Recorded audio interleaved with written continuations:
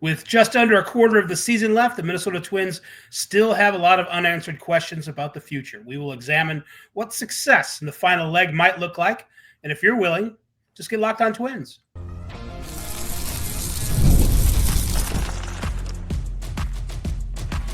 You are Locked On Twins, your daily Minnesota Twins podcast. Part of the Locked On Podcast Network, your team every day.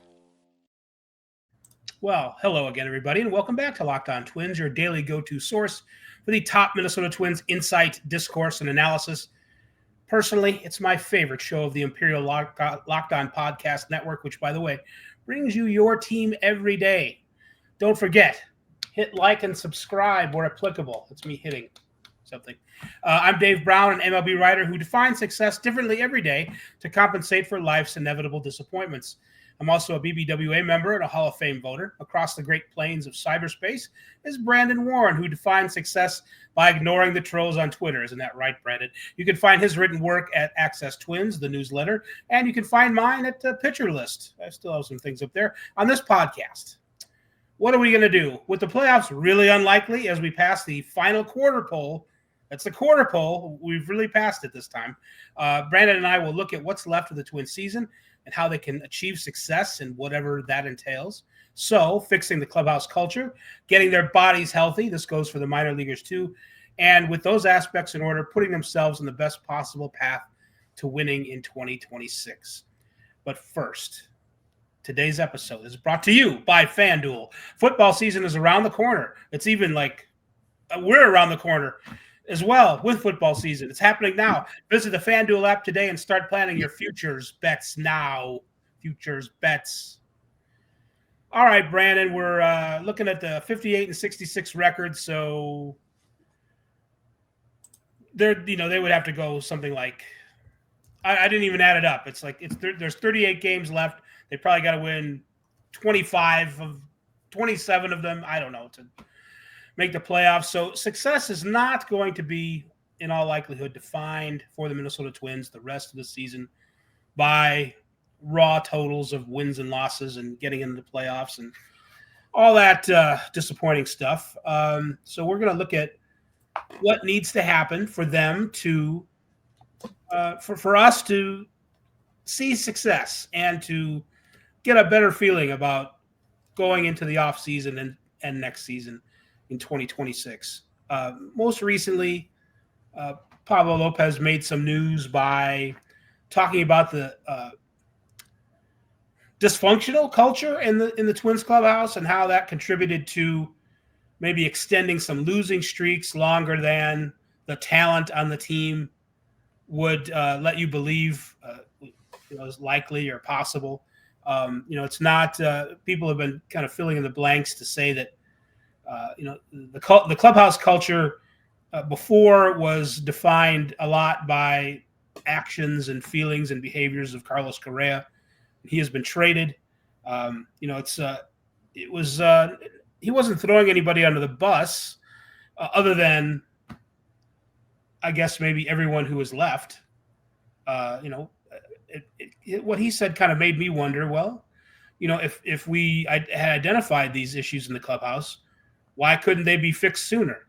Why couldn't the players, if things were so bad before, overthrow the leadership and do something about it sooner? I don't know. Is that a fair criticism for me against Pablo and the other veteran people who are still around in the Twins clubhouse?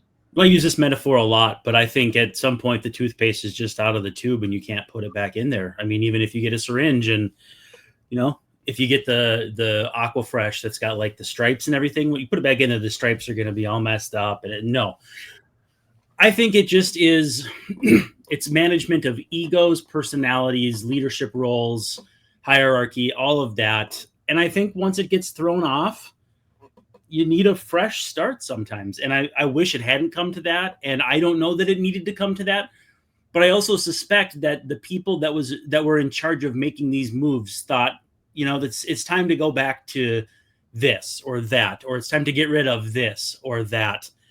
And again, it's easy to talk about in hindsight. And hindsight's obviously, we all know 2020. It's easy to talk about it as though this is what was going wrong. It's no longer here. And then leave it to everybody else to kind of, whisper and elbow each other about what it actually was. And at the end of the day, I think they just needed a reset. It wasn't working with that group. It wasn't working on the field. If we believe what these players are saying, it wasn't working in the clubhouse. And if it's not working on the field or in the clubhouse, really what's left?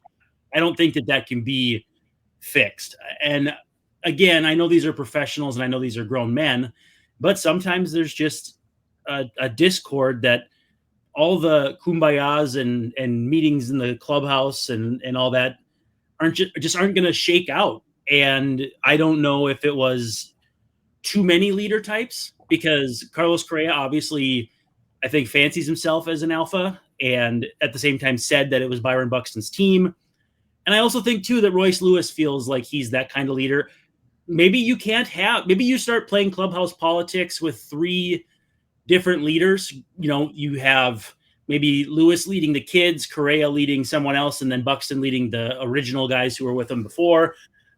This is all me kind of just trying to parse it out, because honestly, there's a lot of people out there saying they know what's going on, whether it's Rocco, whether it was Correa, whether it was Griffin Jacks. All I'm saying is we don't really know, but I get the sense that these things usually can't be fixed. It's a discord of, even if you put on a happy face, or even with bros, like you got your buddies and you have a big like slugfest and then you're back to normal. Like sometimes it just doesn't go back to normal. Sometimes it's like you can pretend that you're cool with someone, but deep down it's just not there. And I get the sense that maybe that's what the case was like they had their battles and everything, but at the end of the day, they didn't have each other's backs the way they had maybe expected to or thought they had in the first place. So honestly, the more we hear, the more laundry that gets aired out. It feels like this was kind of a necessary break.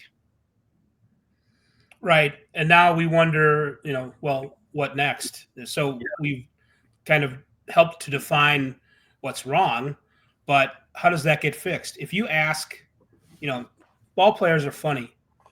You can ask one day, what do you think about something like clubhouse culture? And the term used to be used more chemistry, clubhouse chemistry. And it's kind of shape shifted a little bit. But, if you would ask someone, a veteran baseball player at another time, at another point on a different team, does, chemistry come first, good chemistry, or does winning create chemistry? And, you could get different answers about this. I suspect that, you need a base, you need some kind of basic chemistry and culture, but it doesn't have to be, that doesn't have to be all fleshed out at the beginning. It can be just some basic, work habits and, making people accountable. There's that phrase too. But to me, if you won some games, if you hit some home runs, if you got some strikeouts, if you're a pitcher, you closed some games at the end, you made some saves, that's really, unless you just have like 26 serial killers and sociopaths, that's what's going to make good clubhouse culture. And Rocco as a manager and a coaching staff, these guys are, I think, it's kind of more the new age. It's not like the Billy Martin days or even the Tom Kelly days. They sort of let the players, and I even suspect it was like this in those days too. They let the older players kind of create that culture and maintain it. And, nobody likes a micromanager. You don't want your manager in your business all the time. You want him to put you in position to succeed, but you don't want him, with endless tips and, unsolicited advice and fun facts, that sort of thing. Yeah.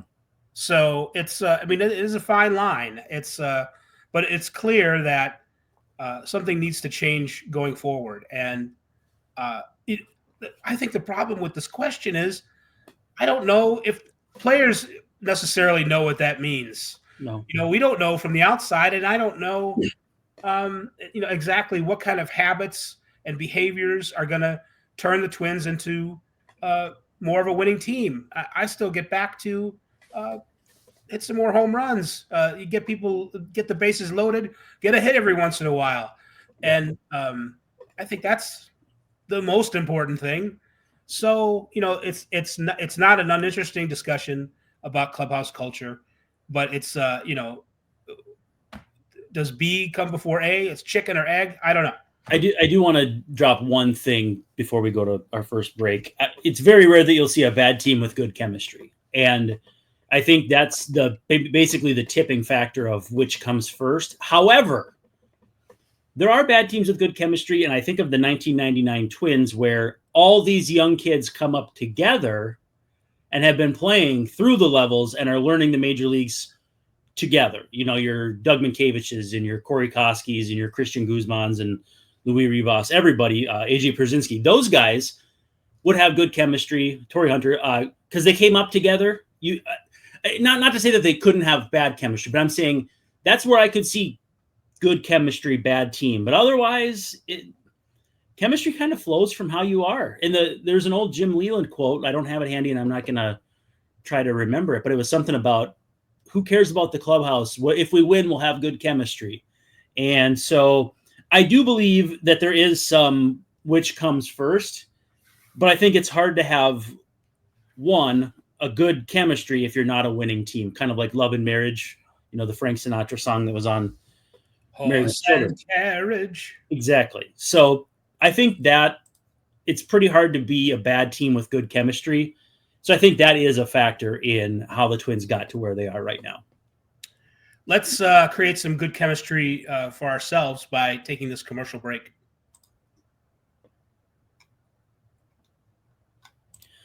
Well, we got to give some love to FanDuel. August 26th is officially FanDuel Futures Day. It's a brand new holiday for football fans who live for bold predictions and preseason hunches. A little over a week away.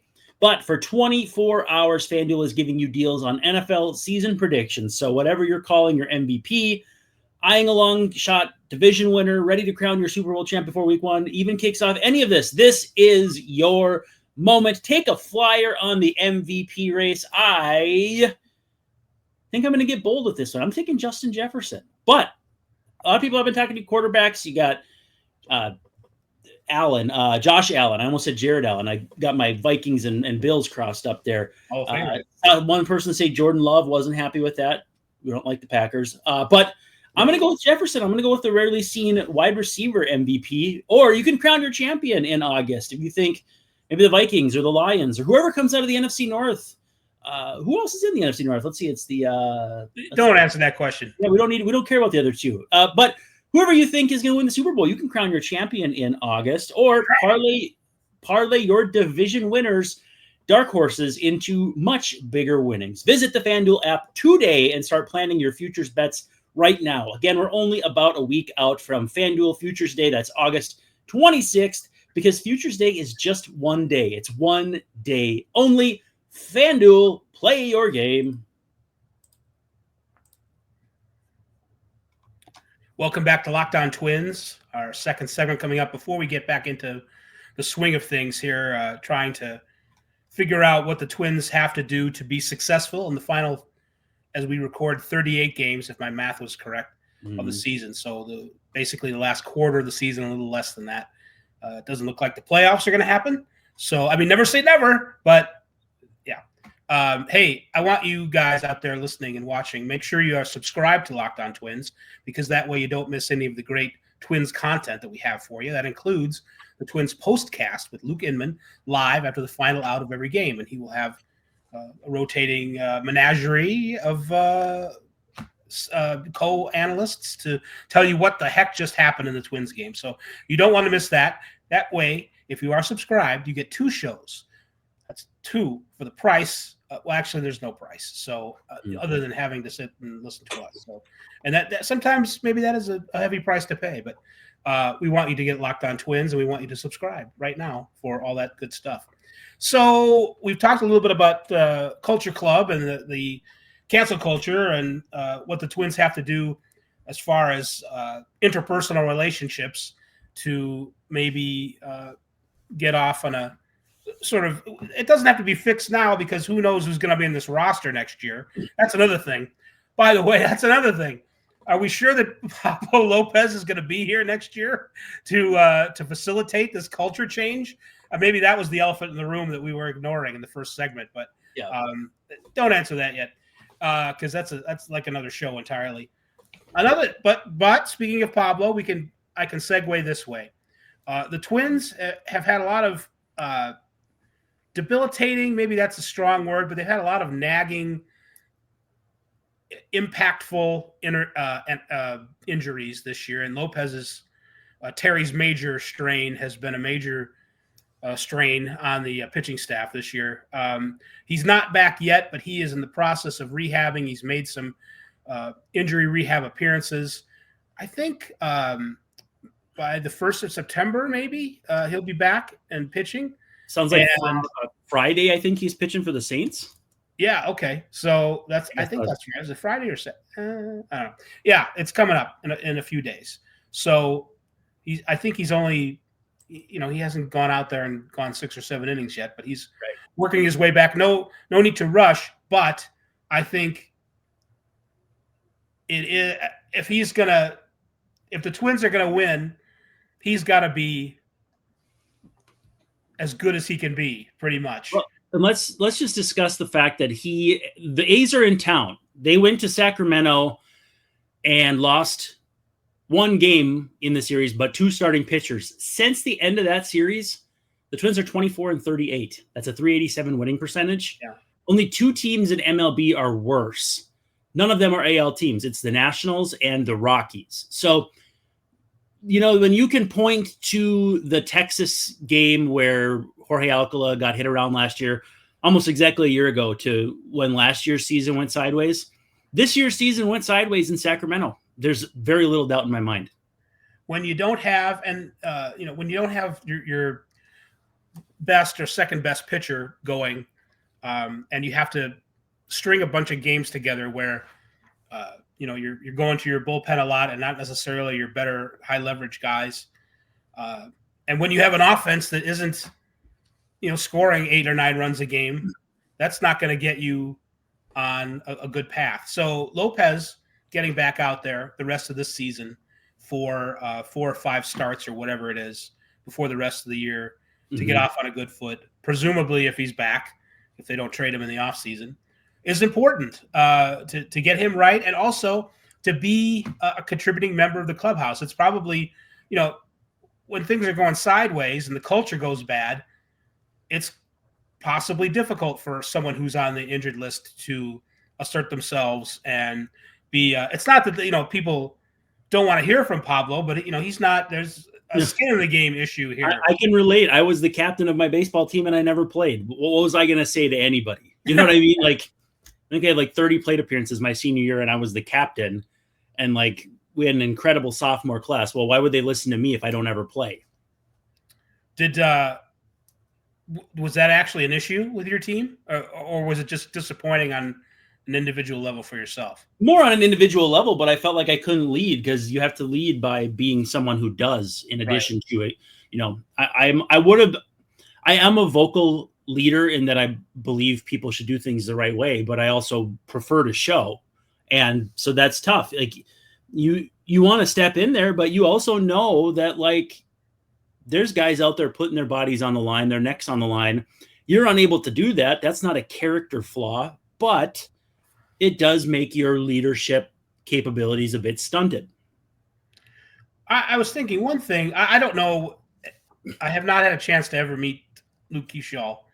But I'd like to see them encourage him to take some leadership by example. I'm not saying, give some rah-rah speeches or whatever, but he kind of has that baby golden retriever enthusiasm look to him. Not a leader right now, but could grow into one. Sometimes it almost seems forced with Royce. With Keaschall, I could see it where if it's done the right way, it wouldn't necessarily be forced. I think he's learning from the best with Buck. I mean, Buxton is a A1, A++ leader, and he has been through that difficulty of how do you lead when you're not on the field as much as you'd like. And, he seems to have figured it out. But with Keaschall, I think you're right, though. I think there's leadership capabilities there. And at the same time, too, though, I always wonder, maybe we put a little too much stock in how many leaders a team has or who leads a team. There's so many different schools of thought that it's just kind of hard to wrap your brain around it. Well, I think that's why, you don't want to give too many details or put too fine a point on it. But when you set a good example and have enthusiasm and confidence and you back up your teammates and you're supportive in that way, that you can't have enough people like that on the team. And that's leadership in its own way. Some guys are going to be quiet. But I think if you, exhort everybody a little bit and you play the game the right way and you demonstrate, you show people that you're authentic, I think that is a good leader. It doesn't necessarily have to be a leader like how people think of Correa or Lopez or Buxton, but I think that's the kind of thing where the more people are doing that, the less likely you are going to be prone to losing streaks that go on for too long. Well, and leaders who don't lead commensurate with what they provide the team, that is also where it gets tricky. And that's when, why doesn't a guy throw stuff? Why didn't Joe Mauer get just crazy angry? Because people see through that. If it's not your leadership style, people see through that. Also, nobody in MLB is throwing equipment over a called third strike on June 3rd in the third inning. Yeah, I get it that you, Joe Q fan, are pissed off that ABS isn't in place and that bases loaded walk ended up being a strikeout and you didn't score runs the rest of the game. But that's not how well-regulated human beings, in addition to professional athletes, if you want to have some sort of Venn diagram, that's not how people like that behave. And you can see through that. If it's fake, if it's phony, nothing undermines your leadership faster than trying to be someone you aren't. Yeah, it's almost like people will whisper to each other, get a load of this guy. Yeah. Or whatever. And I think that the Twins run into that problem sometimes with certain players. Yeah. But also, I just these problems, to the degree that their problems are not going to be fixed in the last quarter of the season, but now is a good time to get things going in a good way to have just kind of a decent finish, because it's sort of been just kind of a slog other than the 13-game winning streak all season. So get some confidence that you guys, that the Twins can put some, it doesn't have to be a long winning streak, but just, if you go, 22-16 or something like that, just kind of end on a decent note, get Festi and keep Festa and Zebby pitching regularly, no matter what that means. Get Simeon Woods Richardson back out there. Get Pablo back out there. We'll see what happens with some of the minor leaguers coming up. We'll talk about all that in the next segment. But we're going to take our final segment, our final commercial break, before we return and talk more about the Twins trying to just right themselves here in the last quarter part of the season. This episode is brought to you by Prize Picks, the daily fantasy platform that lets you turn your football predictions into real rewards. Preseason is already heating up and college football not far off. We're coming up on week 0 here. Whether you have your eye on big-name quarterbacks, breakout running backs, or whoever, Prize Picks makes it easy to get into the game. I, this year, had my first ever number 1 overall pick, so I am very excited to announce that I have selected Ja'Marr Chase. But that was a tough one. There are a lot of guys that are in candidacy to take at that number 1 pick. It depends on your league type and all sorts of things. And Prize Picks wants you to have options. No matter where you got to pick in your regular draft, come check out Prize Picks. It's simple to play. Just pick more or less on 2 to 6 player stat projections. If you get your picks right, you could win, cash in and win up to 2,000 times your money. We've used Prize Picks here at Locked On Twins for a few seasons and love how simple it is. Honestly, you can literally get a lineup going before you finish brewing your coffee every morning. It's It could not be simpler. I assure you, just check it out for yourself. And the flex play option is a total game changer. Even when one of your picks misses, you can still double your money. What better way to do that than in football, where the guy gets carted off in the first quarter and you think that your day is cooked? Not so fast, says Prize Picks. Download the Prize Picks app today and use code LOCKEDONMLB, and you'll get $50 in lineups after you play your first $5 lineup. That's code LOCKEDONMLB, and you'll get $50 in lineups after you play your first $5. Prize Picks, run your game. Locked On Twins final segment for Tuesday, August 19th. We're talking about how the Twins can have a successful final 38 games of the season when it certainly looks like the playoffs. Can we talk about their pace? They're on pace to go 76 and 86. Ugh. Yeah. That's what I mean. Like finishing with if they could, getting to 500 now, they're 6 games under. I haven't looked at the schedule. I think that's kind of all misleading anyway. But as far as strength of schedule or what that. But what's tricky is who's trying to win on the stretch. I mean, if you play the Nationals again, 2 bad teams, someone has to win those games. So pacing gets a little tricky. Teams go from, hey, we're playing Harrison Bader in left field every day to Alan Rodin and now whoever else. Like things change so much that, pace is tricky. But if they won 76 games with how things have gone, I think I'd be like, okay, sure. Well, that does, to get into our friend Greg Masterson's head, the worse they do, the better chances they have of getting a better draft pick. So there's that. Right. And there's a lottery on that. So we can, I tell you, it's difficult to watch, even with the expectations gone for a contending team. It's difficult to watch them lose. So I don't really want to see that. I don't want to see them lose a bunch of games. I don't think that's good for confidence or growth or necessarily. But again, the roster is a little different than it was 3 weeks ago. The expectations are different, not only in the grand scheme of things, but in the micro sense as well. So there is something about the end of a baseball season that is kind of misleading. And, you see guys come up and they hit for a while, or the pitchers get back and they kind of fool the hitters. And then you get these outsized expectations about, well, what can this person do over a full season going forward? Right. We still, no matter what happens as far as results in the rest of the season, we have to remember that these individuals, they have a body of work. It's years of training and results and tweaks and so forth. You can't just look at the last 6 weeks. Like, for example, if they were to bring back Carson McCusker and say, okay, just go ahead and hit. Mm-hmm. Like, no matter how many home runs he hits, we don't want to necessarily be fooled by, let's say he hits a bunch of home runs. And then, then you say, well, let's put Carson in the outfield next year. You don't necessarily want to do that.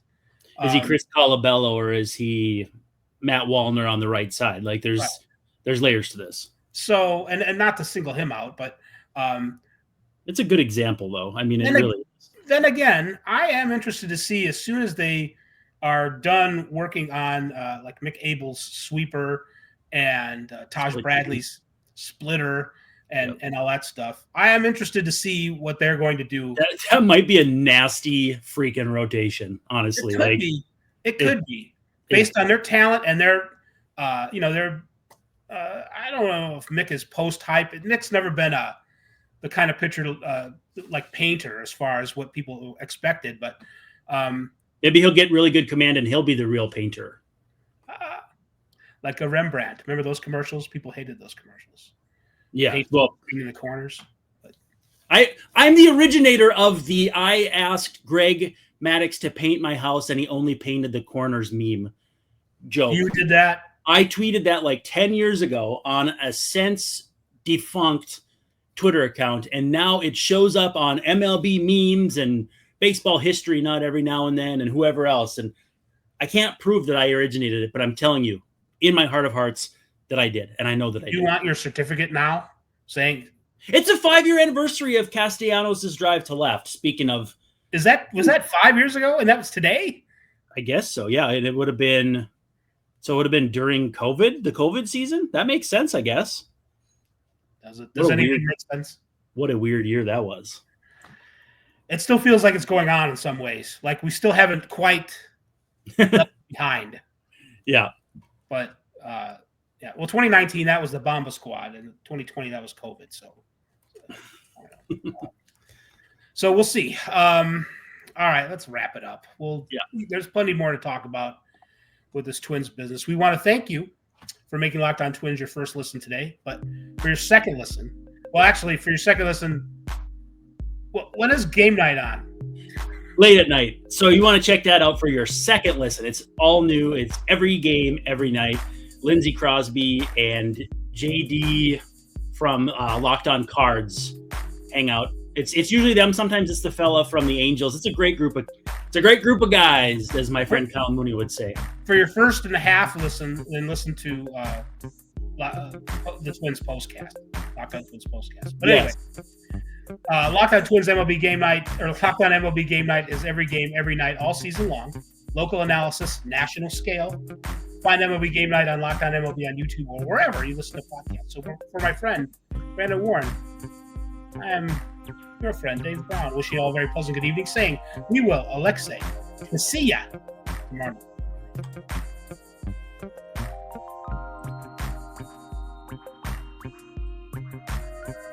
Beating the Ducks.